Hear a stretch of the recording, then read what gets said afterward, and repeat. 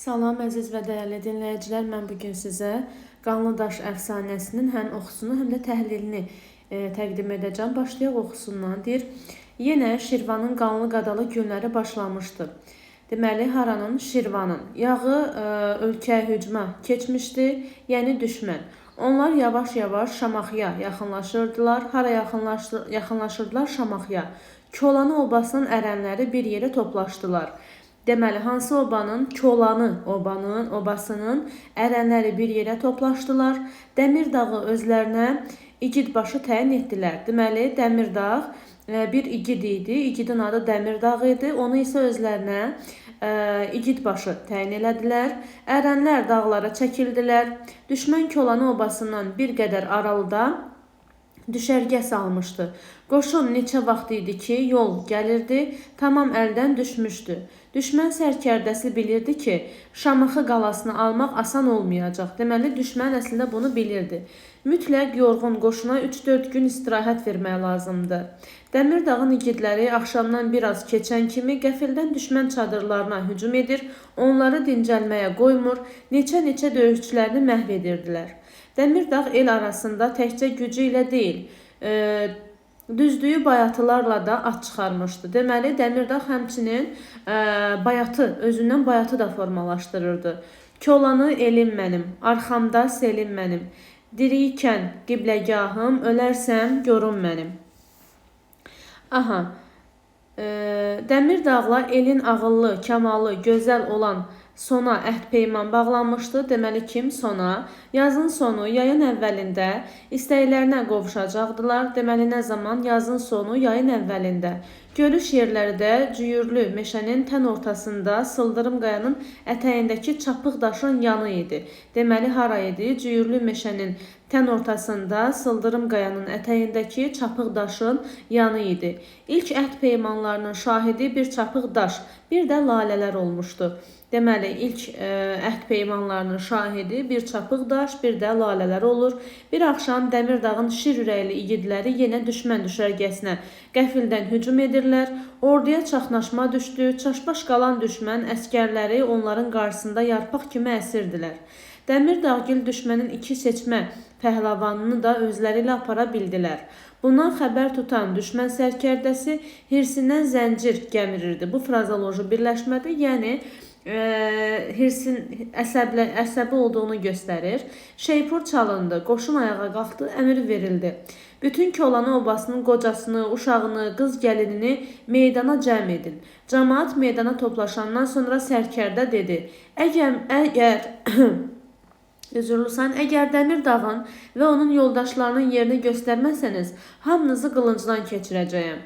Hamı başını aşağı saldı, sükutu Sona pozdu. Deməli, kim pozur? Sona. İzin verin, mən qoşunu Dəmirdağgil olan yerə aparım. Deməli, Sona, bu sözləri deyən Sona idi. Deyir, izin verin, mən qoşunu Dəmirdağgilin olan yerə aparım. Hansı ki, Sona Dəmirdağla, belə deyək, bir-birini sevirdilər. İnsanları heyrət bürüdü. Sona qoşunun qabağına düşdü, onu meşənin dərinliyinə apardı. Qız meşəyə sıldırım qayalara bələd olmayan yağını gün ortadan keçənə qədər orada meşənin içərisində dolandırdı. Dəmirdağın igidləri isə düşmən qoşununu qara-baqara izlədilər. Sonra düşmən qoşununu meşənin qurtaracağındakı Sıldırım qayanın başına gətirdi. Sıldırımın ayağındakı çapıq daşı göstərib dedi, bax, Dəmirdağın yerini o daşdan soruşun deyib özünü qayadan atdı. Yağı çaşbaş qaldı. Elə bu vaxt Dəmirdağın igidləri düşmən qoşununa hər tərəfdən zərbələr endirdilər. Dağa, meşəyə nabələd olan yağı təslim oldu. Dəmirdağ Sonanı axtardı, tapa bilmədi. Nəhayət, çapıq daşın yanında qanına qəltan olan qızı tapdı. Onun gül üzü solmuş, rəngi ağarmışdı. Dəmirdağ Sonanı lalələrin arasından qaldırdı, artıq gec idi. Sona bircə dəfə kirpiklərini qaldırıb gülümsədi. Dəmirdağın fəryadından dağlarda səda qopdu. Lalələr titrədi, daşlar insan kimi inildədi. Deməli, burada bir mübaliğədən istifadə olunub. Sonanın qanına boyanan çapıq daş silkələndi. Çox keçmədi ki, bu igidin fəryadı bayatılara hopdu, ellərə, obalara yayıldı. Mən aşiqəm qanlı daş, qanlı qaya, qanlı daş, düşmən yağı düşməndir, niyə oldun qanlı daş? O gündən Çapıqdaş xalq arasında nakam məhəbbətin şahidi kimi Qanlıdaş adlanmağa başladı. İndi isə əsərin təhlilinə baxırıq. Əsər epik növdə əfsanə janrındadır. Vahid süjet xətti var. Süjetin mərhələləri ekspozisiya mərhələsində yağların Şirvana hücum etməsi və ölkənin qanlı qadalı günlərinin başlanması vurğulanır.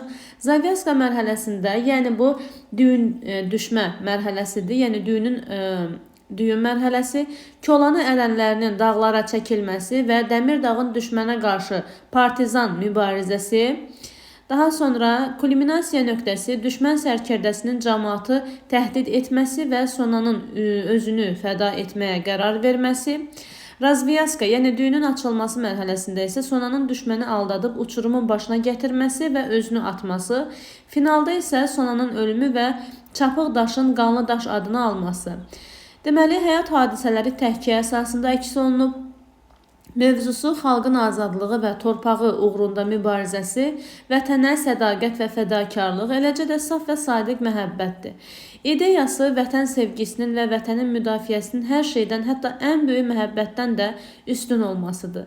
Əsərdə həm Dəmirdağ və onun igidlərinin vətən uğrunda qəhrəmanlıq mübarizəsi, həm də Sona ilə Dəmirdağın məhəbbəti təsvir olunur.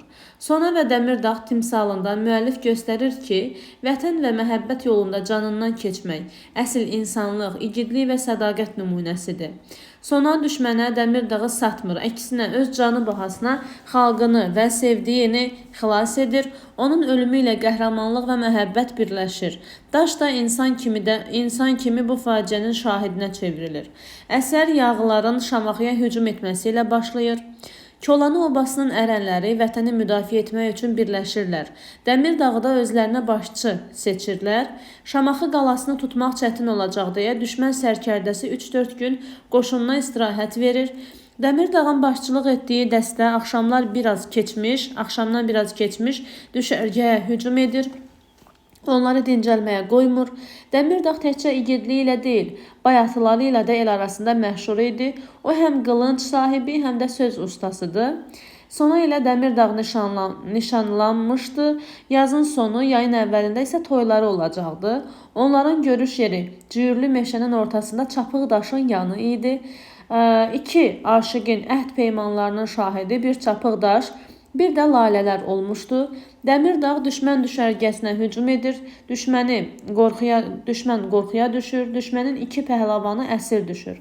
Düşmən sərkərdəsi əmr verir ki, Kolanı obasını meydana cəm etsinlər.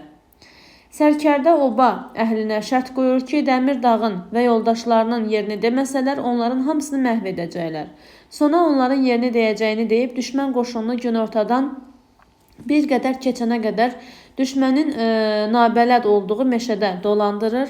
Sonra öz canını düşünmür, xalqını və sevdiyini qorumaq üçün özünü qurban verir.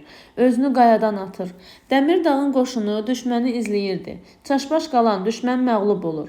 Dəmirdağın Sonaya yetişəndən sonra sevgilisi ölür. Deməli, Dəmirdağın deyir, Sonaya yetişəndən sonra sevgilisi ölür. Dəmirdağ fəryad edir. Aşiqlərin ilk əhd peymanlarının şahidi olan Çapıqdaş, nakam məhəbbətlərinin də şahidi kimi o gündən Qanlıdaş adlanır. Sona əsərdə vətən sevgisi ilə insan sevgisini birləşdirən obrazdır. Onun ölümü faciəvi olsa da mənəvi qələbə kimi təqdim olunur. Belə, əsərimizdən bu qədər. Sağ olun, salamat qalın.